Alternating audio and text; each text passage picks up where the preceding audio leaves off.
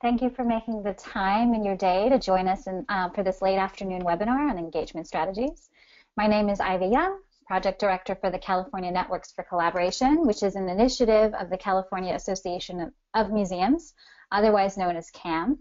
I'd like to acknowledge both CAM and the Institute of Museum and Library Services for providing today's webinar opportunity. So I am going to introduce panelists now from different regions across the state of California, and I'm going to do this in alphabetical order according to the region that they represent. So joining us today from the Deserts region is Joshua Edmundson.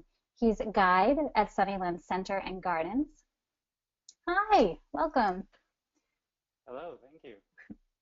From the Gold Country region, we have joining us Lisa Cooperman. She is the Curator of Education at the Haggin Museum. Hi, Lisa. Hi, everybody. From the Inland Empire, we have joining us Krista Ivy. She's a librarian and exhibition committee at the University of California Riverside Library. Hi there. Hello.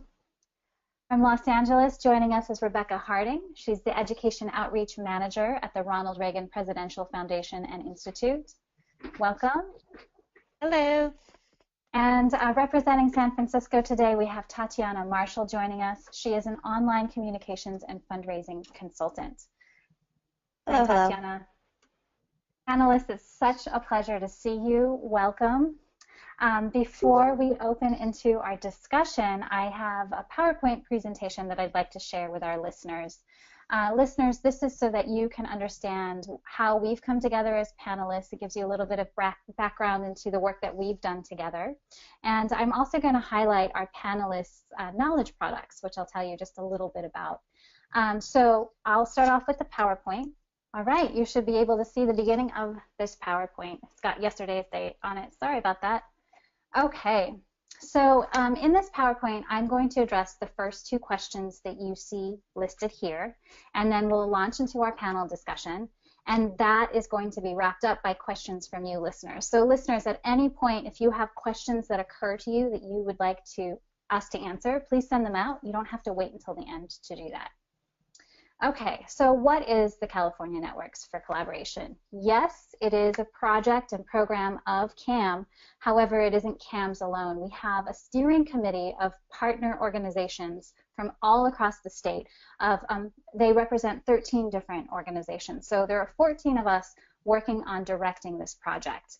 Now, this project and everything that we do over many phases and many years, we are focused on connecting with people. How do we make California museums more engaging and accessible? The question that you see here really frames all of the work that we do in the California Networks for Collaboration. And this question was revealed or honed in the first phase of this project. We are now wrapping up phase 2 of the project, and in phase 2 we divided the state into 12 regions, as you see here. Our panelists represent 5 different regions from across the state.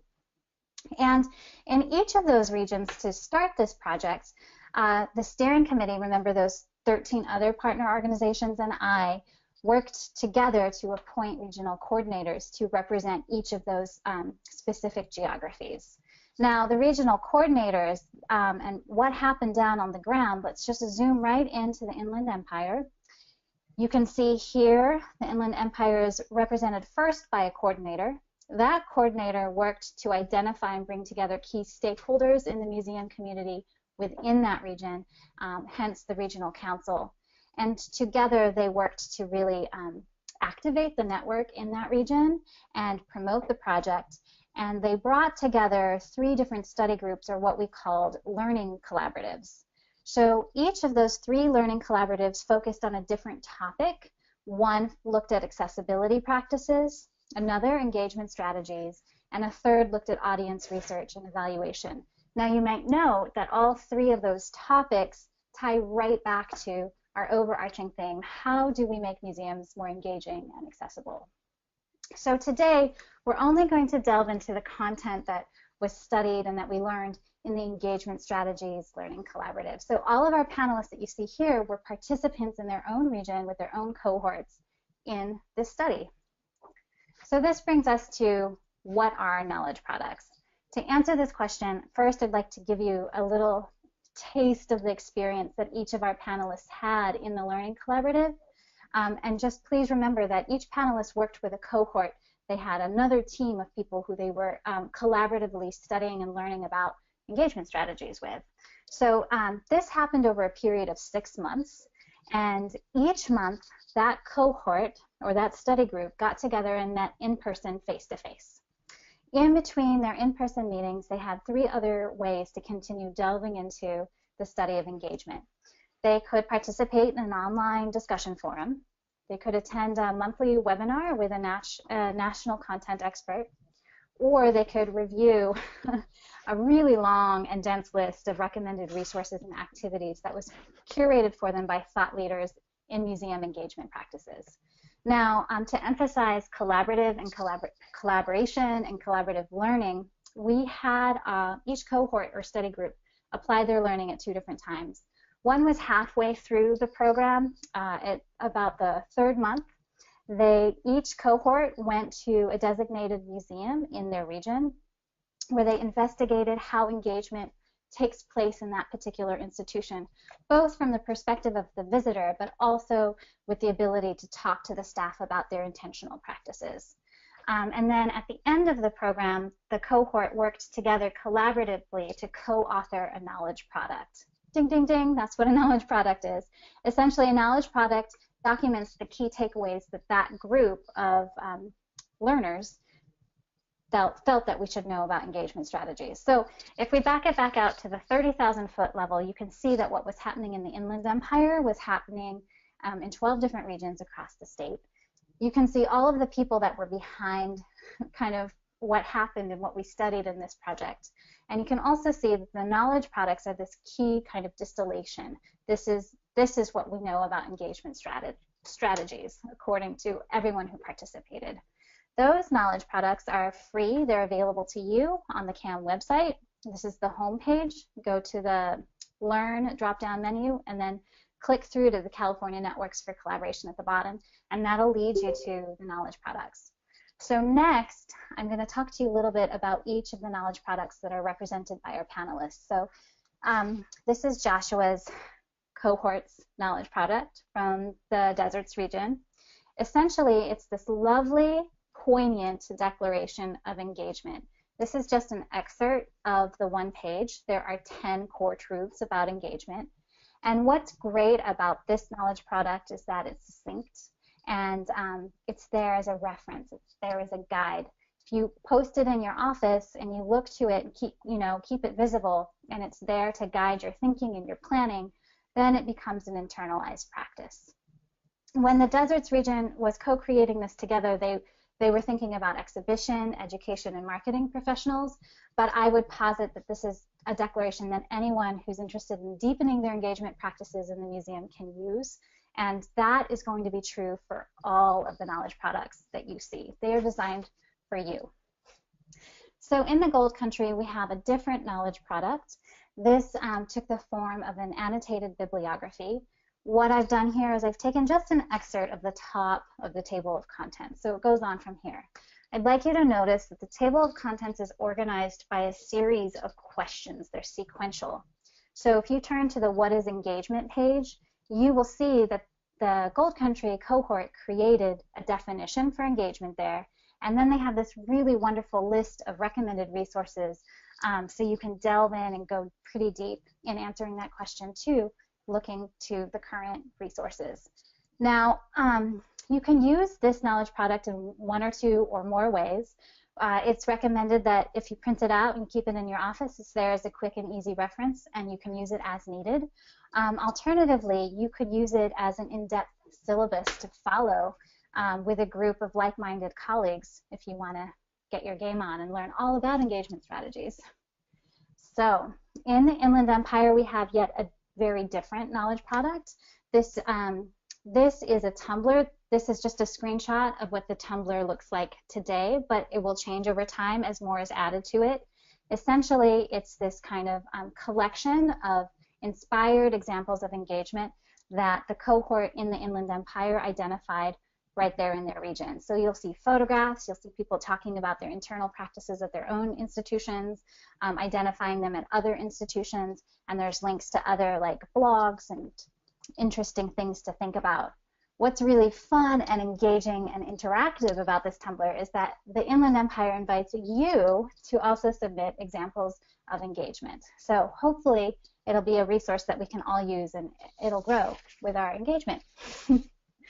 From Los Angeles, we have a one-page graphic. While it might look simple, it is quite profound. So this one-page graphic documents kind of the pathway that you might take for creating deeper and more sustained engagement efforts at your organization. The first phase starts with you. The second phase is about working with your whole organization. And then the third phase documents what engagement strategies looks like in partnership with your public audience or audiences. So what's wonderful about this knowledge product is that for each of those three phases, it really underscores the importance of creating the value, documenting the value, showcasing the value to all of the stakeholders, particularly those that might not know what you're talking about or might not realize how important this work is. And in San Francisco, we have yet a totally different knowledge product. Again, they're all 5 completely different. This knowledge product is a game. How engaging is that? So this game is called the Cards for Engagement. It is modeled on the Cards Against Humanity, but it's completely different because the focus of this particular game is to really grow empathy and understand all of the various roles inside and outside of the institution that are involved in deepening engagement practices. It's recommended that you could play this game with anyone, including visitors. You could do it, you know, informally at a lunch break with your colleagues, or you could do it very formally as part of a retreat or a staff meeting. And what's important about this game is that it opens up the opportunity to have really good conversations. Okay, so I'm about to launch right into our panel discussion. Panelists, the first thing we're going to do today is we're going to define engagement just for this conversation. And as we define engagement, I'd like us to first consider the definition that the Gold Country created for us. It reads, museum engagement is more than increased visitation and community involvement. It is a profound concept that creates an atmosphere of acceptance and growth. Engagement first happens within an institution. It should exist between board members, directors, faculty, staff, researchers, educators, docents, students, interns, and volunteers. Museums that engage well with their communities and colleagues become centers for excellence, knowledge sharing, curiosity, and interest. Okay, so I'm going to turn it over to you. You can decide if you just want to take that engagement definition and just run with it, like that's what we're going to say engagement is, or we can start to reshape it for our conversation today. The reason why is because engagement is a buzzword. And so it's important to all get on the same page so we know what we're talking about. Anyone want to start us off? That's okay. Yeah. All right, thanks, Ivy. So I think this is a great definition for engagement. I think it's comprehensive and easy to understand. The only thing I can think of that I would consider adding might be a line that talks about how engagement is a key facet in your institution's mission, thereby formalizing and articulating the importance of engagement to your institution's overall goals. Would anyone like to keep building? Yeah, I'm sorry if that seemed kind of short, but it was kind of sitting there looking at that over the last couple of days, the statement or the definition, and just thinking, wow, I like that. And then I thought, you know, if it was articulated in a mission statement, that it would make it more, well, it would make it very official, right? It's kind of set in stone that way. But I know that's a little bit different because then you have to rewrite your mission statement. But I think that that would be incredibly useful. one thing about this definition is that it's very clearly articulate that the role that engagement plays across every type of stakeholder. You know, it's not just us and the visitor. It's from the board to the volunteers to the staff and the researchers, right? Mm-hmm. So, can I pipe in? Can you hear me? Great. I would say that was probably one of the most profound things that we learned as we began the Learning Collaborative, and I think I came into this like expecting, you know, wonderful toolkit of great new things to do with children from fourth grade. You know, there was that very specific what part of engagement, and hadn't really even considered how profound and from the very top down and inclusive the definition should be. And that to me was like a real light bulb moment as we began to think of how much we needed to, if we're asking our visitors to engage with us, we need to engage with one another as staff and colleagues too.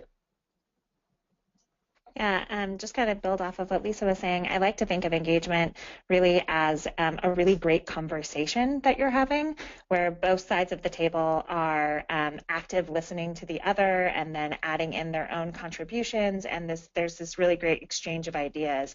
And if you think about it that way, it's having those great conversations internally within your institution, but then also having those great conversations of, you know, as you're trying to engage your audience, you're thinking about, you know, what they are also bringing to the table when they enter into your doors and how that plays into the experiences that you're trying to create for them. So I hear engagement is all inclusive. It's broad. It's every stakeholder in the museum and outside of the museum. And it's ongoing definition. It's not a static definition because it changes based on our exchange and our active listening. So I see some head nods. Okay, we've got our definition, the discussion. Great. All right. So with that, let's flesh it out just a little bit more. I'm interested in learning from you, panelists, what some of your examples of the gold standard in engagement practices. What are they? I'll start. So I have, well, back in 2013, I discovered this thing called the People's Library. And it was a project out of Richmond, Virginia. And it actually involved two artists that collaborated with the public library there in Richmond. And what they did was they took discarded books, and they then transformed those discarded books into blank books. And then they made them available at the library. And then the members of the Richmond community could then go check out those books, take them home, and write their own history or write their own story. They take it back to the library, and then those books become part of the collection. And then the library is then including everybody's history. And so I just think this is an amazing project. You know, I feel like it's perfect on all levels of engagement. So basically, they actually trained high school and college students to run these workshops where they actually gutted the books, made their own paper from the pulp of the old books, and then had workshops also on how to sew books back together.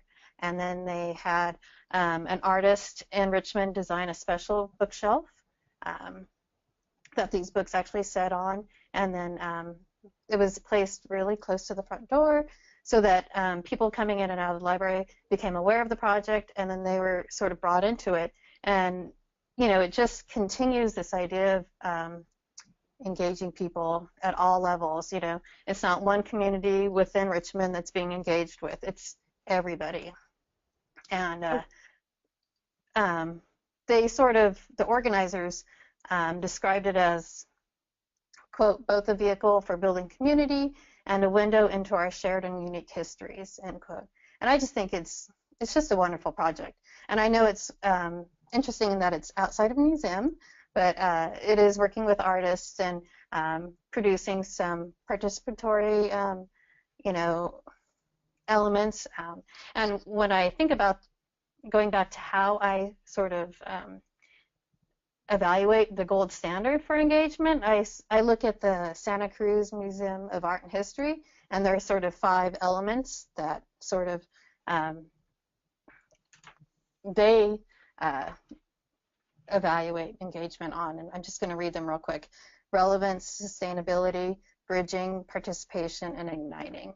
And so I feel like that project just encompasses all of those in a really great way. So that's my example. Anybody else? Yeah, I recently had the opportunity to visit the Oakland Museum of California, and I attended it with some colleagues of mine, but then also my 3-year-old daughter. So I knew that I was at the hands of her interests and how long I would stay there. And one of the things that I really loved is that they've thought about how to engage everyone within their museum. So, you know, me who wanted to read every single label and understand the stories that they were telling, but also there were hands-on engaging elements for my daughter to go around and pull different drawers and discover new and exciting things. We were there for 5 hours. That's how exciting it was.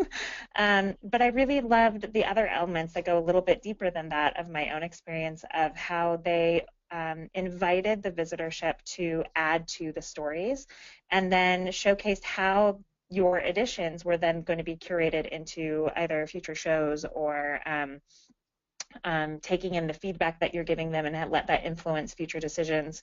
And I was just really amazed that in every single gallery that they had, whether it be art, history, or natural history, they incorporated all of these elements so that you felt like you were a part of the experience when you were going through. Yeah, and I have just a real quick one as well, kind of building off what Krista was saying, something that is kind of happening outside the walls of the institution. I recently went to the Museum of Food and Drink in Brooklyn, which is a fantastic place. If you're ever out in New York, I highly recommend you go. And wandering around, finishing up, and obviously a little hungry and a little thirsty.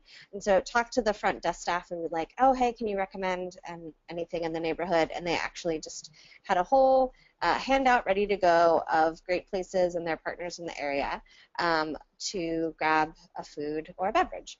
And so I think it's just a great way to like continue the experience of the museum outside the walls and brought in neighborhood partners. So it was engaging not only for me as a visitor, but also engaging their neighborhood as well. I really liked what you said, Tatiana. It kind of follows my thoughts on this subject. I think it's so impactful, the type of people that you have working in the museum, that the leadership actively promotes or searches for people that are basically personable. It sounds like the people at the front desk at the Food and Beverage Museum were happy to talk to you and obviously offering you a lot of interesting and good advice. And I know that at Sunnylands, that is absolutely a policy, and it's just a joy to work with almost everybody, if not everybody, that I work with, and we engage with our clientele, our visitors, from the minute they walk in the door. And I go to museums every chance I get, every time I go anywhere. That's like the first thing on my agenda. And I'm sorry to say that that tends to be pretty rare. A lot of museums, people are not like that. A lot of museums you go in and, you know, there's some intimidating security people that look like they're, you know, that they're not there to talk to you. And so I miss it then. And so that's, I guess, another plug for Sunnylands. Sorry, but yeah, it's wonderful to work somewhere like that. Like, people really, I think most people are so happy to work there because of that environment. It's very inspirational.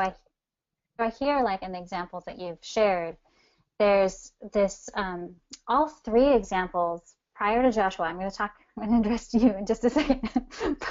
But those three examples tie right back to the collections of those particular organizations, right? So creating a history in a book that you check out from the library that then becomes part of the library's collection. Looking at the way that OMCA, you know, incorporates the visitor feedback, or going to the Museum of Food and Drink and then be given a list of places to go eat and drink. You know, it's like, it ties right back into the purpose of that institution. And Joshua, what you said about being able to be the friendly face that's ready to welcome you from the get-go. I know that we all, as museum practitioners, have those experiences of entering the museum where someone is rude to you, guards follow you, and we already love the museum. So thank you for that really important note. Now, I'd just like to point out that, and you've alluded to this in your examples, there isn't a one-size-fits-all for a formula to deepen engagement practice. There isn't like, here's how you go do it, and then you will be instantly engaging and everyone will love you, and that can be really frustrating. So I am curious to learn from you who you believe is responsible for creating deep engagement practices in the museum. Whose responsibility is that? And what tips do you have for successful engagement initiatives? Can I take that one? Please. Okay. Well, who you believe is responsible and who actually might carry out whatever engagement strategies you have decided on might be really different things. Ideally, and I think Joshua, you said it, your comments a few minutes ago about it being embedded in the mission. And I couldn't agree more with that it's the why we do what we do. And it really goes into some of the studying we did in our collaborative about understanding the switch that museums are making from being about something to being for somebody. And if that being for someone can be embedded in the mission, then everybody from the top down understands that engagement is their job, whether it's greeting people at the front desk or, making a safe parking lot and making sure the lights, and then everybody understands their role in it. So that's, and that's a gold standard of an institution, I think, where everybody understands that. It isn't always the case, however. So if, let's see, as far as tips might go, then, if you are the engagement pioneer in your institution, you have to find an ally. It's really hard to do it on your own. It's not much fun to do it on your own either, and it really defeats the whole purpose of engagement. Is like if you're coming up with ideas on your own. So I recommend finding allies in any department. It doesn't need to be only in your own. The educators tend to stick together, but find personnel all around that you can have the conversations with, and find a sort of organic way that you might start the conversation.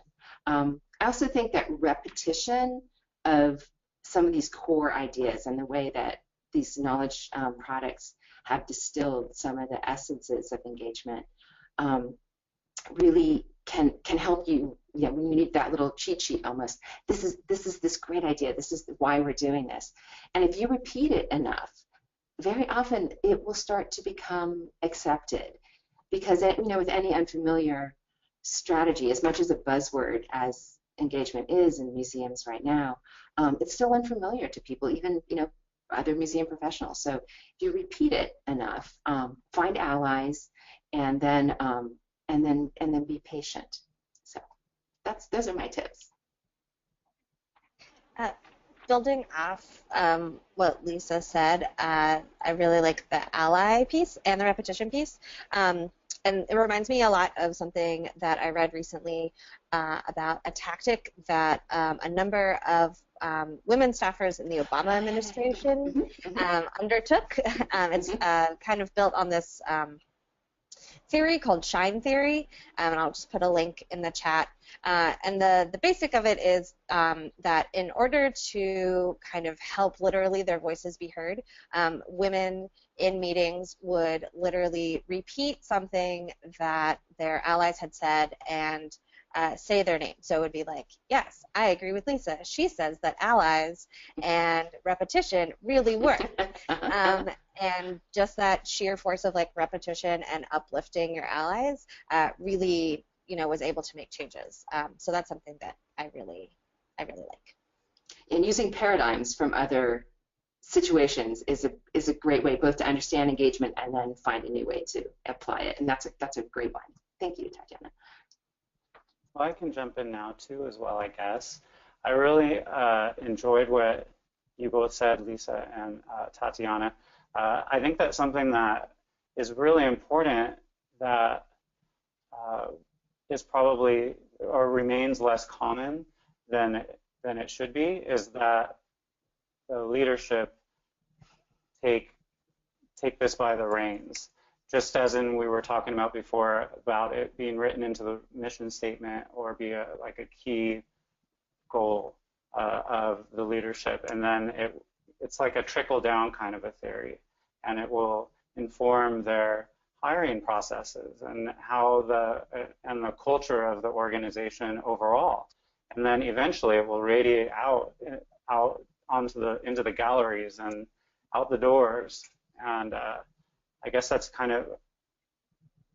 maybe that's kind of simplistic, and like you were saying earlier, Lisa, who we might think is responsible and then who actually does it are maybe two different things. So maybe it's a pie in the sky kind of a idea on my part, but I guess it's something that would be great if we could see that a lot in museums.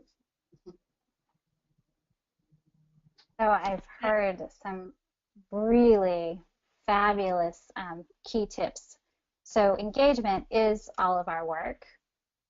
Who is responsible may not be the same person as who's doing it. Leadership needs to really get on board. I will give a plug to the Central Coast Knowledge Product. It's a kind of a declaration, not like the Deserts Declaration. It's a contract for engagement, personal engagement. And you can use that for onboarding your staff, or slip it over to your leadership and have them use it as like a transparency thing. You know, they sign it and they date it. Anyhow, so I want to just pivot a little bit into the next question, because there's a lot to talk about around who is responsible for engagement. I know, Rebekah, you had something you wanted to add. So let's try to weave that in. As we look to how do we identify our audiences, I think that there's this common feeling that we have that we need to serve everyone all the time. And is it realistic to think that should we endeavor to serve all audiences? How do you know who the audiences are that you need to serve? Who should they be? Tatiana, you want to take this? Yeah. So in terms of the reality and if it's realistic to endeavor to serve all audiences, I mean, I think it's yes and no. I strongly believe that everyone should be welcome in a museum, and that anyone who comes into your institution or goes on your website or like even just has like lunch on your front steps should find something that they're looking for. So in that way, yes, we should try to serve everyone who's coming to us. But at the other hand, it's like completely unrealistic. You will 100% burn out if you put every single audience as your top priority. I very much believe in doing a few things really well as opposed to doing everything poorly. It's also just better for your sanity. So it is important to find those your core audiences. Another plug for the Santa Cruz Museum of Art and History. I last year went to a unconference there called Museum Camp, and totally recommend it to everyone. And Nina Simon, she talked through the way that they found their audiences and their communities, focused on one of three things, at least one of three things. So they defined community that would be focused around geography. So this could be as narrow as a neighborhood or a district, a city, a country. It could be where you live, but could also be where you grew up or a place that you visit a lot. Communities focused around identity. So this would be like attributes or demographics. So it's the people who would end the sentence, I am blank. So, you know, I am a woman, I am Latina, I am the child of an immigrant. So some of these are something that you would like take on yourself. So like, for example, vegetarianism. And others are assigned externally, like gender and race. And then the third one is communities around affinity. So this is the things that we like, things that we do. So it's things like I am a knitter. I listen to podcasts. I like to, I don't know, take long walks on the beach. So that's how Santa Cruz Museum of Art and History focused their search. And another thing that really quickly that I really liked is that they didn't do this in a vacuum. They really invited their audience and their community in on the process. So it wasn't just who the museum thought should be their community, it was the community itself having input as well. It's always so helpful to get the little wisdoms from Nina Simon. And you're, you know, like they're so, she like makes them so easy for us to take in. Geography, identity, affinity. Yes, include the communities in that process. Does anyone have anything they'd like to add or build on what Tatiana has shared? I don't know, Tatiana did a pretty good job there. I don't know what to add. I would agree that it's unrealistic and maybe counterproductive to try to make everyone your audience. I think that it would be hard for the leadership to not stand in front of the board and say, oh, of course we're going to reach out to everybody or have something for everybody. And like Tatiana was saying, anyone who comes to the museum should feel welcome and there should be something for them. But I think that it depends very much on the institution. There are some people that might never want to go to a library, and there's some people that might never want to go to a historic home or a museum of modern art. There's some people that, on the converse of that, love those types of institutions individually. And so I think it's important for leaders or institutions to recognize that and focus their resources on a few things, again, as Tatiana said. So organizations really holding their identity, knowing who they are. And talking to their communities. And I think that's one of the things that is, it can be quite frightening, and a lot of the getting past that first intimidating feeling of going out, inviting new people to come in and say, what do you want, is that is a difficult step to take for a lot of institutions. Because it just feels scary, because it isn't what has been done in the past. So it's a paradigm shift of what museums are for, and by kind of reshifting to who they're for. So we haven't had, we were working on that here, definitely. Okay, so my next question then, we've just spent some time talking about our audiences being the people who come to us. Should we, when we're thinking about the terms of engagement, is it important for us to work to engage our own staff? And if so, why? And this was touched a little bit on in the Gold Country's definition of engagement. What does it mean to also engage our staff? Why would we do that? Absolutely. I think it's important that we really make engaging our staff a priority. I think that I left my book home from yesterday's webinar, but one of the resources that I'll put in the chat box for everyone is in 2013, AAM published a wonderful book by Anne Bergeron and Beth Tuttle called Magnetic, the Art and Science of Engagement. And their approach of engagement was similar to the Gold Country's definition in looking at 360 engagement. What does that look like? And that it begins from the inside out, that you can't truly have engagement with your external community if you are not engaged internally. And one of the quotes that I'll share with you was really, they want to create this emotional engagement as a catalyst for action and advocacy. And so what they said is, by creating personally meaningful experiences while providing opportunities to participate, contribute, and make a difference, builds a sense of common purpose, efficacy, and loyalty that inspires everyone to do more. And in thinking about that really under the frame of staff engagement, what an amazing environment that kind of creates for you to come to work in every single day. I think that if you have leadership that can create a strategic narrative of what the institution stands for and where it is going, if you have managers that act as coaches and engage their staff to understand the real purpose of the work that they're doing and make them understand that they're there to serve, their staff members beneath them, and then you create a space for employees to bring their own voice to the table, to feel that they are a part of what everyone is creating every day. Then you create this institutional integrity that really follows what you promise to do within your mission. That was amazing, Rebekah. I don't know what to add to that.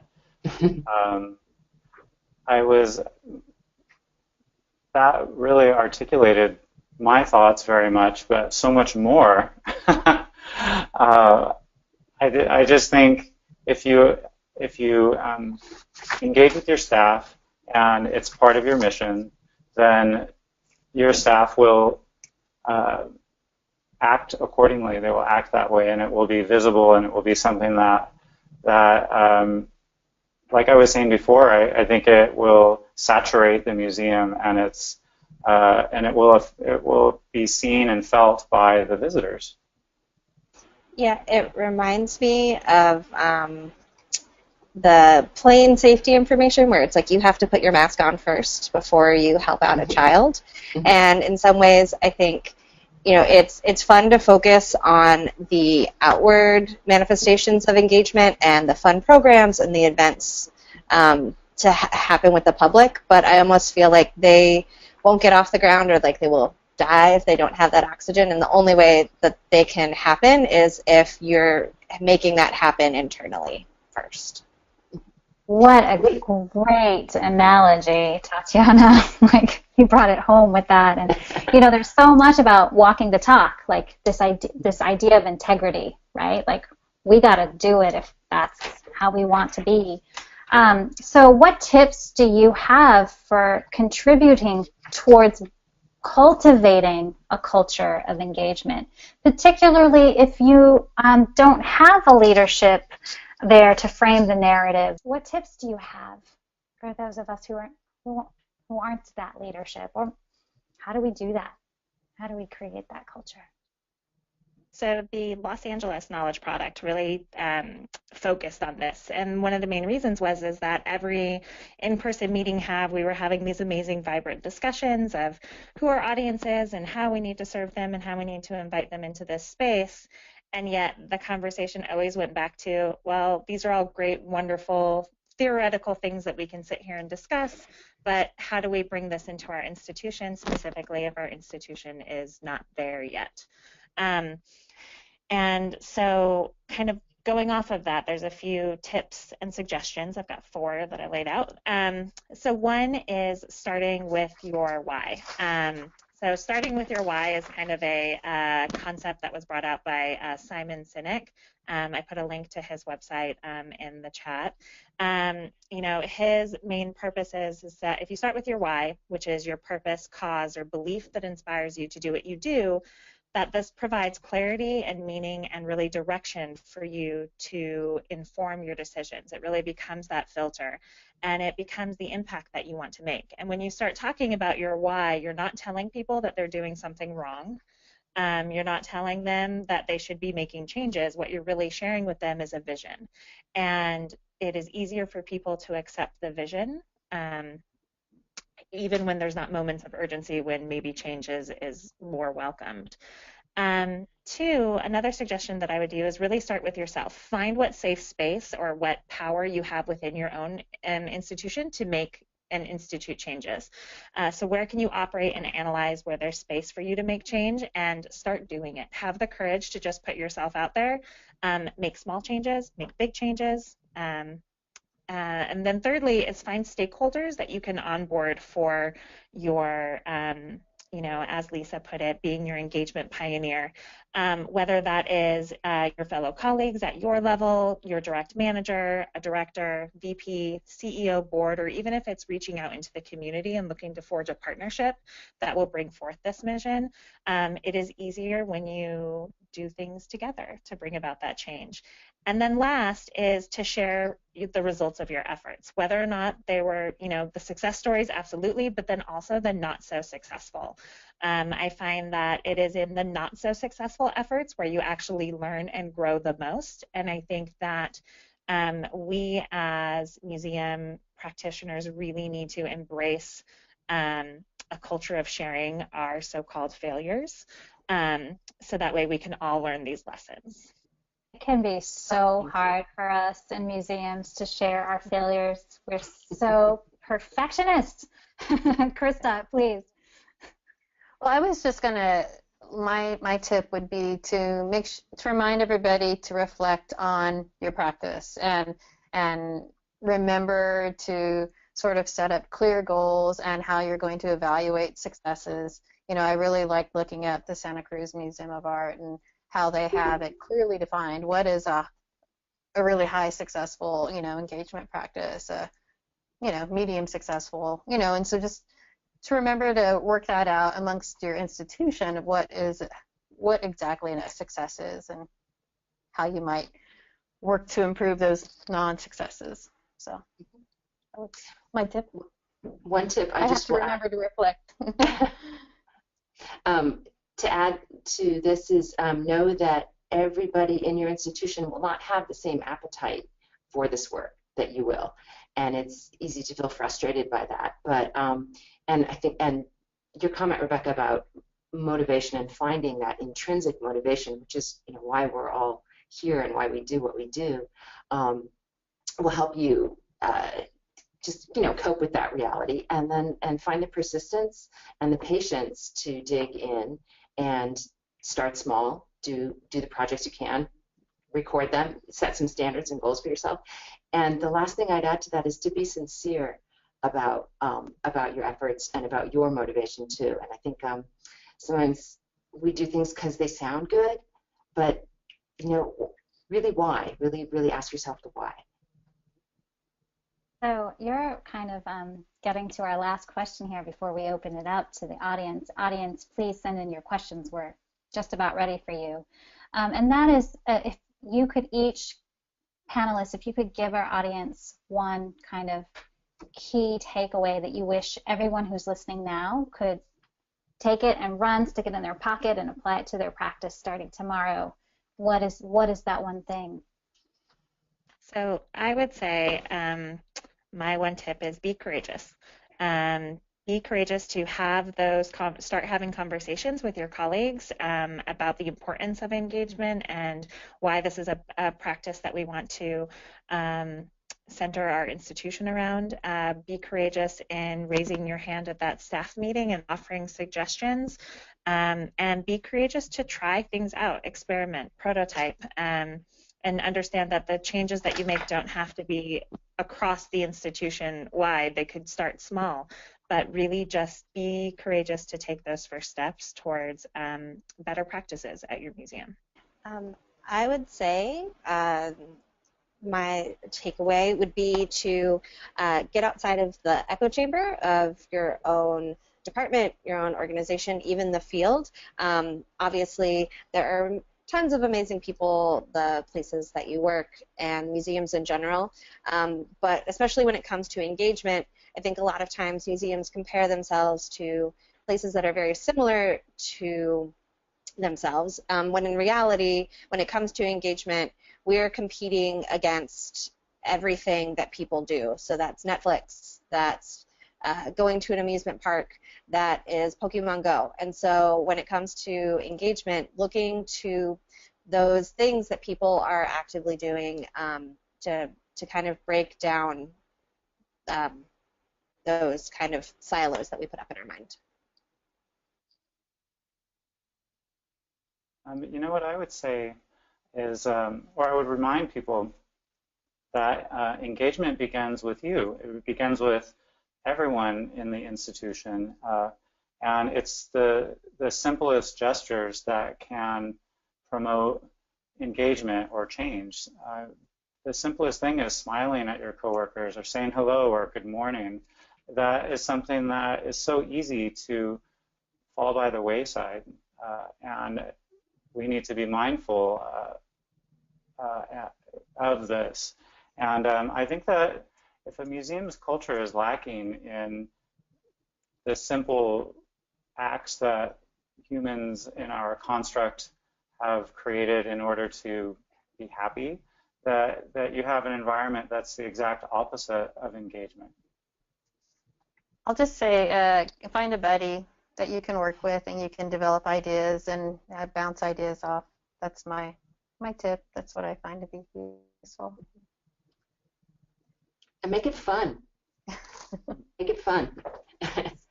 and try to provide opportunities for staff that you want your visitors to enjoy. If we want our visitors, for example, to appreciate and learn the value of our art collection, take a staff member who doesn't normally walk into the galleries or spend any time there at all, and look at invite them to look at a painting with you, or find a way that that it's fun, because when it's fun, it doesn't seem like work, and then it seems natural, and it really flows into larger and larger circles that have great effects. Thank you for ending our little wisdom gems on the up note of fun. I've definitely had fun speaking with you. We have a question here from Kimberly Griffith, and it reads, what are some practical ideas or examples that you can provide in terms of engaging museum staff? So to some degree, you've done that. I can give an example of one thing that I've implemented both at my previous institution as well as this one, because it was a safe space where I had the power to implement it with my own team. But I find I'm in the field of education, and so we talk a lot to people, and we are all over the place in what we do. So I find that it's really important for my team to have a base for communication and really understanding their colleagues that they're working with. So every year at the end of our big year of programming, it's usually in the summer, I take my staff on a one-day retreat. I take them off-site. We can wear comfortable clothing. I feed them delicious food. But we really sit down and really are reflective of our practice of the past year. What are the things that we are most proud of? What are the things that we felt that we could have improved upon? And then we typically go through some sort of communication training of this past year we focused on our work styles. What are we bringing to the table? How do we want to be communicated to? And then we use that as a platform to jump off to, okay, and thinking forward, it's not necessarily goal setting time, but what role do you want to really focus on as a member of our team this year? And it allowed every person at the table to share their thoughts and feelings of where their skill sets and talents and how they think that they should be used. And it gave everybody a foundation to kind of build off of if we know where everybody's mindset is and how they want to be communicated with, and it's worked wonders for my team. Good idea. I'll just throw in something that's a little bit more informal or casual as something I've done, is that I've organized both a book club and a crafting club that we meet at lunchtime, and it's just a way to interact and connect with, because I work in a very large institution, 100 plus people, so it's a way for me to interact with people that I would never interact, and it's a way that it breaks down silos. So it's just things like that are more casual, fun kind of ways to engage with staff. Wine. Yeah. And this is just a quick thing against, this would be across the board anywhere, is that not everything is going to work with everyone, which I think could be seen as like the downfall of something, like, I love crafting, that would be there in a heartbeat, but not everyone's going to get into that, and so don't be disheartened if there's not 100% participation level or like 100% amazing feedback. You'll get other people with other things. I'm going to plug the San Francisco Knowledge Product. Get out there. Play that engagement, Cards for Engagement game. Do it in your institution. Think outside of it. Break those silos, as you've said, Tatiana. Bring people from other organizations, like-minded organizations. Krista, you represent libraries, you know. Start thinking broad, right? And talk to others too. So we don't have any other questions, strangely enough, from our dear listeners. Do you have a question for each other, panelists, in our last 2 minutes? I guess I want to get back to this idea. So when I think about engagement here where I'm at, and institutionally, there is very much, oh, there's a department for that. So like the whole institution doesn't necessarily have to embrace engagement. So I'm curious, if you work in an institution where the whole institution has embraced engagement, how did you get there? Does anybody have any? Well, I got to Sunnylands through an internship, actually. Okay. And I'm still there 4 years later. So I don't know if that's the kind of answer you were looking for, but Sunnylands is, everybody is so amazing at engaging. Okay. It is kind of departmentalized, but I find everyone to be very friendly and easy to work with, which is great. I work at a smaller institution, but well, we're still working on it, but it's definitely moving ahead. And I had the opportunity to sort of pick a problem that we had, or a gap that we'd had, and identify it over time. That, you know, in order for us to move ahead, we really need to work on this particular aspect of our, you know, of the strategic part of our plan.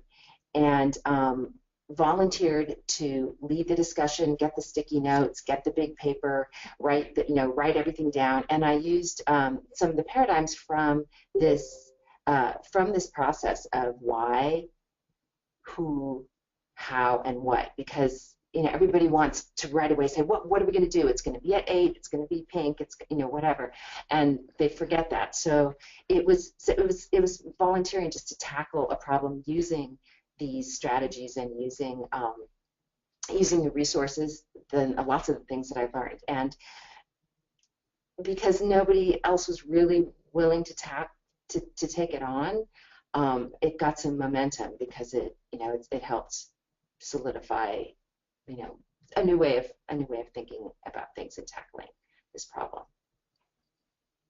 Great, thank you. Thank you for such a great question, Krista. Panelists, it has been an utter pleasure to get to work with and speak with and learn from you. So thank you so much for your time and your wisdom, your practice, your insights. We're all working to make museums more engaging. You're doing it on the ground. Listeners, you're going to do it too. It's been a wonderful webinar opportunity. So I'm going to say thank you all. And I'm going to turn our attention to Emily at CAM for closing words. So panelists, this is probably just like the blow kisses. Thank you, everybody. Thank you. Thank you. Emily, over to you. Thank you, Ivy. Thanks, everybody, for joining the Engagement Strategies webinar today. Many of you probably heard about these webinars through CAM e-News or through social media. CAM is a member-based organization, and CAM is comprised of museums and museum professionals and businesses from all over the state. To become a member or get more involved, you can learn about our member benefits and visit our webpage at calmuseums.org. Thanks, everybody, and have a great Wednesday. Bye.